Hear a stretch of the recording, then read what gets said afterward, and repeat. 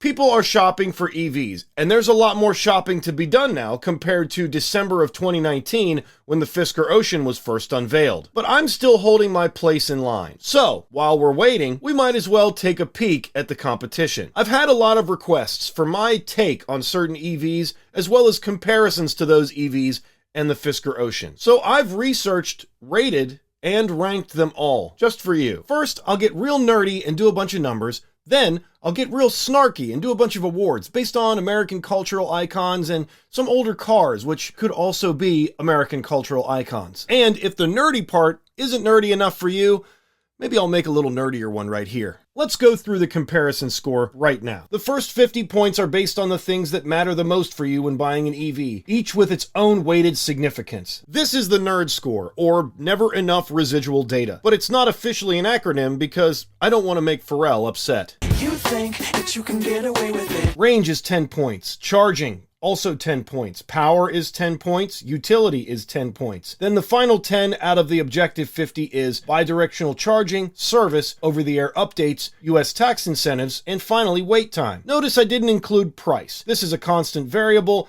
and doesn't hold enough permanence to compare objectively. Finally, if I'm not able to find comparable data for a certain spec, that vehicle will be penalized 1 point. On to the subjective side. This will be the FOMO score, or fear of missing out, and the name says it all. We've got a unique way of calculating design that gives my wife a little insight. We've got a marketing score, which is directly attached to price, top spec 0 to 60. We've got price itself, and finally the composite travel score, which is the 300-300 rule to round out the 100 points. I did a video where I explained the composite travel score in depth. I'll leave a link in the description. And now it's time for the EV comparison scores out of 100 and the awards, which remember are solely based on my opinion. The Ioniq 5 and EV6 get the no-brainer award. When your buddy calls you and says, I need a cheap car that's also cheap to own, what do I get? You tell him to get a Honda Civic Sport. It's a no-brainer. And the Civic Sport of EVs is definitely the Ioniq 5 and EV6. Watch out, Japan. The Koreans have taken over. The ID4 gets the Penny Pincher Award. Yes, the Penny Pincher, because the ID4 is the Nissan Versa of EVs. If you've never driven a Nissan Versa, this may be hard to understand. But if you have, there's a chance it was a rental. And you went into it thinking, this is a decent car, it's decent size, it looks decent, probably is decent. And then you get in and you look around and you're like,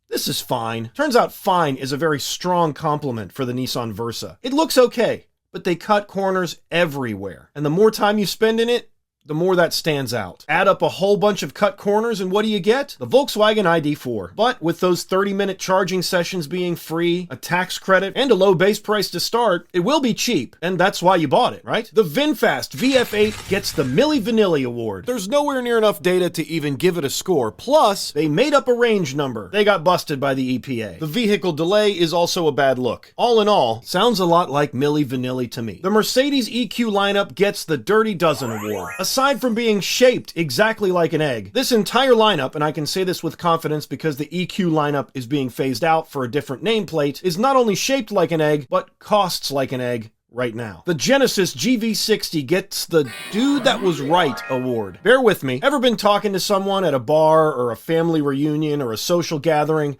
and he's just off the wall? Sounds nuts. And then you start searching Google when you get home to prove him wrong, and turns out he's right? Or he makes some prediction, and 6 months later, it's exactly what happens. This is the Genesis GV60. With the Ioniq 5 and EV6's platform, architecture, 800-volt battery pack, and charging speeds, it's really hard to find something wrong with this car. It's also got a ton of horsepower. The GV60 is a 2001 Jeep Cherokee. If the guy that bought it never drove it, just put a tarp over it and parked it in the back building on his property. You told him that was not a good idea and that this car would never be worth anything. How were we to know that was the last square Cherokee? So, as wrong as it may seem, the dude was right about the GV60. And if you don't like it, you know, that's just like your opinion, man. The Cadillac Lyriq gets the Nail on the Head Award. If this was a Mazda, it'd be too flashy. If this was a Lincoln, well, it actually would probably make a pretty good Lincoln. But it would also probably hurt Mach-E sales, so it's not. It's a Cadillac. If you walked up to a Lyriq and saw its pretty little light show, you might ask the guy at the country club, hey, what is that? And he'd say, it's an electric Cadillac. And you'd be like, oh, wow, Nice. Ka-chow! Because that's exactly what you'd expect him to say. It's like the first gen CTS. Even if you didn't like Cadillac, there's a chance you thought the first gen CTS was a decent looking car. Sure, looking back on it, it's just a Chevy Malibu with the headlights rotated 90 degrees. Not the CTS V. The V was cool. But for the time, it was a sharp car, and that's exactly what you'd expect from Cadillac, and exactly what they did with the Cadillac Lyriq. The Polestar 3 gets the Joneses Award, because keeping up with the Joneses is hard, and in most cases, nearly impossible. Yet, every time you step outside, there's that Polestar 3 sitting in the Joneses' driveway. You keep telling yourself your Niro EV does everything the Polestar 3 does, but you can't stop looking at it. You can't help but wonder what a long road trip would be like, and how comfortable the seats are, and what the UI feels like to use. Or wondering what adaptive cruise is like at 60 miles an hour in the slow lane on the freeway. Because you've got a Polestar 3. You're not in a hurry. You're a Jones. The Toyota BZ4X and the Subaru Solterra get the Starving Artist Award. Your buddy plays in a band. It's a really good band. They do tons of gigs every year, 50 to 60 shows, and he makes enough money to get by. And he drives a used panel van. Because, of course he does. Nobody's gonna have anything bad to say about a musician driving a used panel van. It makes total sense. He can do all his band stuff, he can get from A to B, all in one vehicle. And this is exactly the case with the BZ4X and the Solterra. On the surface, these are decent EVs. The range is similar to a Niro EV, the charge speed as well. They have a nice ground clearance. They've got a Toyota user interface, also decent. But when you look at a BZ4X and a Solterra and think about the companies that made them, you've got to think somewhere along the way, just like your buddy, poor life choices were made. The Mini SE gets the I'm real sorry and I mean it award. You just squandered, say, 3/4 of your life savings. And it wasn't Bitcoin or DraftKings, because those are perfectly acceptable ways to squander your life savings in America. Instead, you went with a series of Andrew Tate videos, some penny stocks, and eventually an extremely bad options trade. It is a cutting-edge, high-tech firm out of the Midwest awaiting imminent patent approval for people who are trying to escape the Matrix. Like a real National Lampoon's Langmore family type of failure.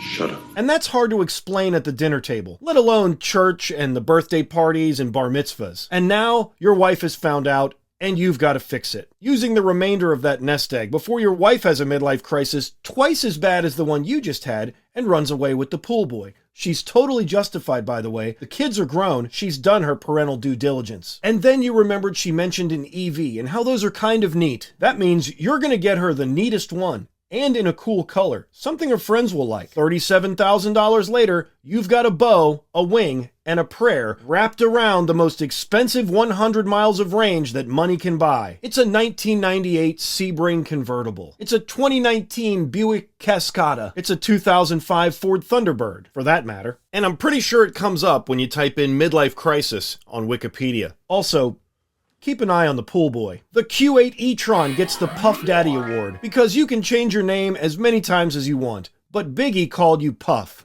Yeah, Papa and Puff. And just like the giant marshmallow villain, no matter how hard you push it, it's always gonna stay Puff. The Q4 E-Tron gets the Met Gala Award because it's what an ID4 would wear to the Met Gala. The Niro EV gets the Big Nerd Energy Award. I'm a big nerd. I love being a nerd. And I feel harmonious vibes coming from this vehicle. I would definitely hang out with whoever owns one of these. I'll just tag along with him or her wherever they're headed. Farmer's market? Rail trail? Estate sale? Absolutely. Let's go. Because whoever gets a Niro EV did their homework. You don't buy one of these on an impulse. This person did research. They had a plan.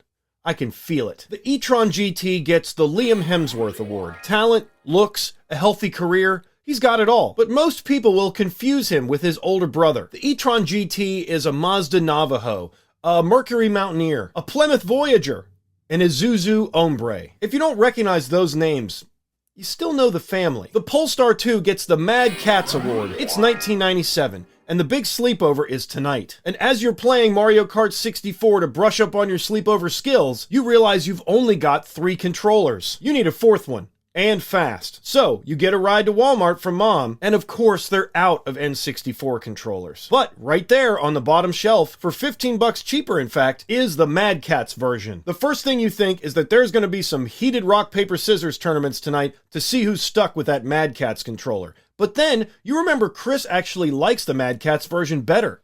Whew. Weekend save. The Polestar 2 is almost as good as a Tesla. In fact, it's better in some ways. Dampers, ground clearance, UI, interior materials, all great. And just like the Mad Catz controller, many would argue feels better than the industry standard. The Volvo EX90 gets the Sweaty Socks Award. Chevy Suburban, Range Rover Sport, Mercedes-Benz GLS, BMW X3 and X5, various and sundry other Volvos, among other extracurricular curbside staples and standouts, have many stereotypes attached to them and their drivers. We don't need to call anybody any names, but if you see an EX90 near the school or the ball field around 4 or 5 p.m. next year, you can expect at least one pair of sweaty socks to be headed their way any minute. Not enough data available to mention a score, but you can expect a 7-seater Polestar 3 kind of vibe. And price. The Mazda MX-30 gets the Compliance Award.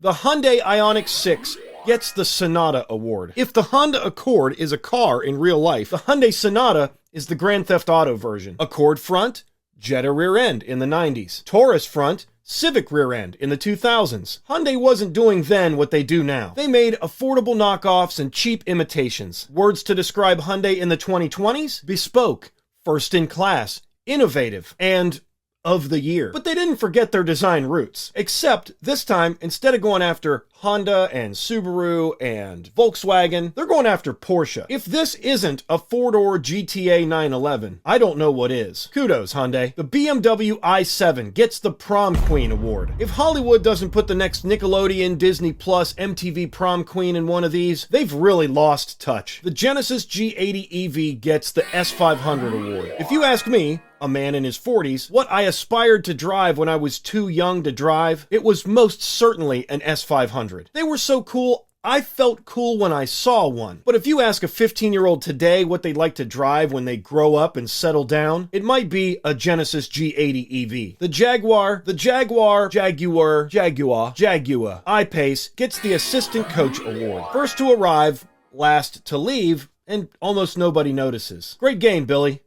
We'll get them next time. The Volvo C and XC40 Recharge get the Sami Malek Award. Who is Sami Malek? He's literally just a regular guy who has a super famous twin brother. These are nice vehicles, and Volvo knows how to build a quality car, but they are most certainly EV imposters. The Hyundai Kona gets the Chevy SS Award. A 415 horsepower 6.2-liter LS3 lives inside of this thing. Want to drive the kids to church with a bachelor party morning after smile on your face? With no dubious acts to your name? Get a Chevy SS. An electric motor and battery pack live inside this thing. Want to show up in an EV that no one even suspected was electric? This is it. A badge delete would fool 99% of the population. And coming from someone who lives here, that's a valuable trait. The Mustang Mach-E gets the Jaguar F-Type Award. Who gets up in the morning and goes to the Jaguar dealership and buys an F-Type? A cool dude, that's who. Or a Bond villain. You can tell that's not me. I just described the person who drives a Jaguar F-Type as a cool dude,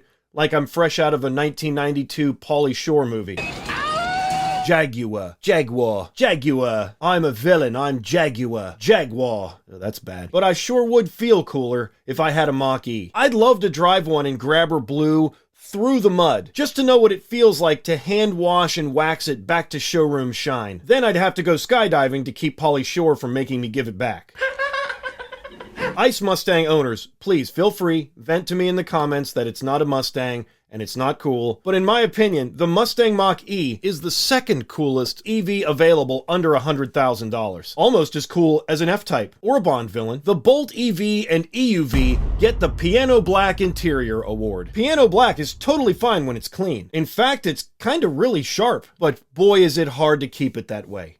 Almost exactly like impossible carpet. That's a detailer's term, but I digress. 2 trips to the store and that Piano Black looks like you just went to Chick-fil-A, ordered a number 1, and used the console as a napkin. The TLDR is, people are starting to realize this, and Piano Black is on the way out. GM doesn't have good margins for the Bolt, and there's a very public, very poorly handled recall attached to the nameplate. I figure By the mid-2020s, the Bolt is headed the same direction as the piano black interior, the bargain bin. The Hummer EV gets the GNC award because nutritional supplements aren't necessary to get to an ideal weight or build muscle or cut fat. But boy, do you feel like a runaway Mack truck in the gym off some of that pre-workout. And just like the $65 Total T from Nugenix at GNC, the Hummer EV is totally unnecessary. But it's equally as awesome. Not Teenage Mutant Ninja Turtles awesome. Awesome! More like this kind of awesome. It's simply bigger and more outlandish than anything else. I asked my wife if she liked each one of the vehicles in this video as part of my EV comparison score, and this was the most enthusiastic answer. "I love Hummers," was the direct quote. So, if you want to impress your wife after you pump some iron and pummel some pink lemonade pre-workout, this EV is for you. She may love you unconditionally, but she can love you a little extra now, thanks to your bigger muscles and physically superior vehicle. The F-150 Lightning gets the YouTuber award. This vehicle can tow 10,000 pounds in a flash, but not very far. And every EV reviewer has tested it to prove it. Or bought one and tested one. Or bought one and tested one and made fun of one and sold one. But the average Joe hasn't had a lot to say yet. Maybe that's because they're $80,000 on average, and you can't buy an XLT trim. Or because, in the grand scheme of things, Ford doesn't make that many. Or because the average Joe can't get a hold of one because all of the first reservations were YouTubers. Probably all of the above. The Porsche Taycan gets the Tequila Tuesday Steal This Look award. Let's go for Corvette Dad, Nantucket summering with a touch of vintage 911 and a new money undertone. But understated, of course. A quick stop at Mr. Porter can cover everything above the waist. The shirt, organic cotton Margiela, and we're already deliciously understated. The hat, Burberry and beige, but if anybody asks, it's 64 saddle tan. The hat is very Corvette Dad and covers the new money undertone as well. Todd Snyder's 7-inch Hudsons are very summer with a slice of vintage 911. And nothing says Nantucket like the Dior by Birkenstock Milano sandal. Dapper, chic, elegant. It screams tipsy Tequila Tuesday clickbait. But it was like Christmas in July when it came. I know the tones aren't very colorful, but the colors come out next month for the Rainbow Parade. See you there. The Lucid Air gets the Hammacher Schlemmer award. If you open up a Hammacher Schlemmer catalog, it is chocked full of the world's greatest, the world's lightest, the world's best, the world's biggest, the world's smallest items. And some of the claims are true, but all of the items are unbelievably overpriced. This is how I feel about the Lucid Air. The best range and the best charging claims are true, or as close to true to not matter in the case of charging. But the price is uncalled for. Unless your daily commute is 400 miles away, there is no need for that size battery pack. Lucid had one goal with the Air: more than Tesla. Not better, not more affordable, just most. The Rivian R1 Series gets the Range Rover award. The original 1970 Range Rover was the birth of the modern SUV, and the Rivian R1T is the first true 21st century light-duty truck. Outside of long-distance charging, this vehicle embarrasses every gasoline light-duty truck with its 0 to 60 time, competitive towing capacity, off-road capability, and diverse storage options. Yes, there are others now, and even more coming, but the R1 will go down in history as the one that started it all. The Blazer EV gets the CMA award. Country music is the most popular genre in the United States, and the Blazer EV could be the key to unlocking this gigantic demographic for electric vehicles. Now I got a mortgage and an SUV. If country music singers made songs about EVs, the whole world would be on the way to switching overnight. The reality is, this demo will probably be among the last to make the switch. Hey man, I like your truck. I like your truck too. But if middle America bought their grocery getters based on research and cost savings, not their hearts and their guts, I'd tell them to pick up a Blazer EV. Your dad had a Blazer, and now you can too. And you can pass it down to your son. It's better than your V6.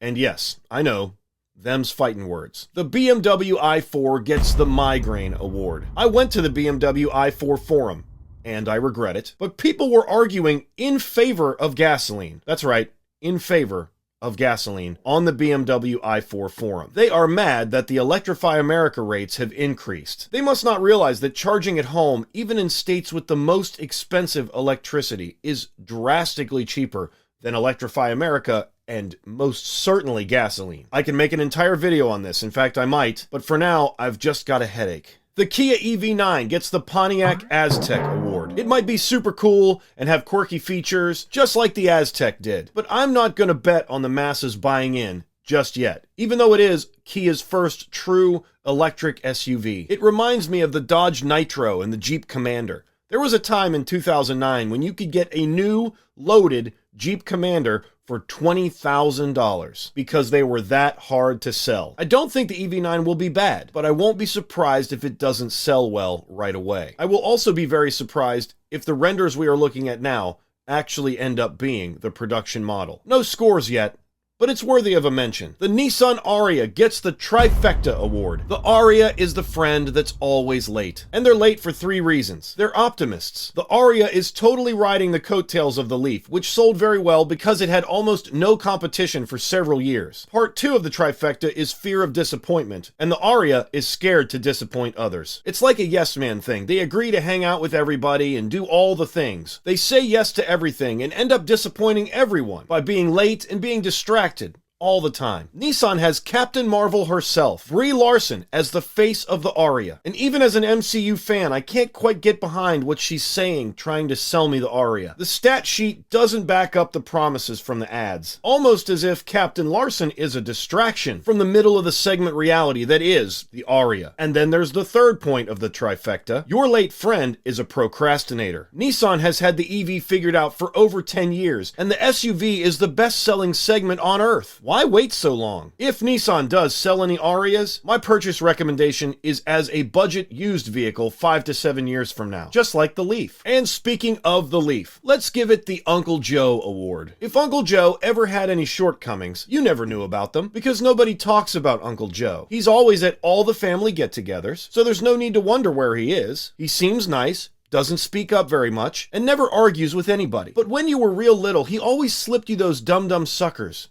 Like the ones you get at the bank. Where do they sell those anyway? It was always just him and the bank that ever had them. But if you were ever to find out something disappointing about your Uncle Joe, like he uses the Chatamo charger, or there's no active cooling for his battery, you'd probably give him a pass. Nah, he's cool. He's just Uncle Joe. The Tesla Model Y gets the Remote Control Award. This really has more to do with your TV than with your remote control. And for those of us who are willing to admit we're old enough to know the difference, how bad is a TV without a remote control? That's kind of what you're doing if you don't buy a Tesla. The features may be comparable, they may be close, they may be downright better in some ways, but you're forfeiting something, no matter what you get. Something important if you don't get a Tesla. Is it the charging network? Is it the app? Is it the service? Is it the community? Is it the maturity of the software? Is it the ease of use? Is it the lack of a 7-seat option? It could be any of these things, but not getting a Tesla is like getting a TV without a remote control. You'll be able to use it just fine, and most of the time you're just using your Roku remote anyway. But every time you need to turn it off or do something specific, you're going to have to get up and go press the buttons on the side or underneath of it to get it to work. In my first Fisker Ocean video, where I placed my reservation, I talked about the Ford Taurus, and now it's come full circle. Move over, RoboCop. The Fisker Ocean gets the Ford Taurus Award. Because even if you didn't like Ford or didn't understand cars in the mid-80s, you definitely checked out that Ford Taurus. And you couldn't help but notice its design. Here's what some other American cars looked like when the Ford Taurus debuted. The Plymouth Reliant, the Dodge Diplomat, the Dodge 600, the Chevy Celebrity. Obviously, almost 40 years after the Ford Taurus, car design is more mature and iterative than it was in 1985. But, just like the Ford Taurus, the Fisker Ocean feels like a step forward in car design. If the Fisker Ocean would have had in-house service, would have been eligible for a US tax credit, and had finalized specification numbers, it would have won this competition. But those were the 3 things holding it back as far as the comparison score. Do I still recommend this vehicle? Yes, absolutely. Do I think it is the best value? At every trim level, excluding packages, yes. The value comes into question when you add some of the packages. But it's a small price to pay for being an early adopter of what is most likely the best looking crossover SUV on the road. So, here are the rankings. And an important consideration, the EV comparison score is fluid and will change as prices change, as my opinion changes, as cars age, and as software updates. So these numbers are not final, but it's a great way to get a perspective of why the Ocean is such a great performer in its segment. And while a 3.5-year wait for some is a burden worth bearing. Remember, you can always contact me at adamsevreviews@yahoo.com. Tell me your Fisker Ocean story, and let me know how you feel about these EVs in the comments below. There's plenty Fisker Ocean news coming soon. Make sure you subscribe to stay updated. Thank you so much for watching. We'll see you on the next one. Hey, smash the like button. Thank you.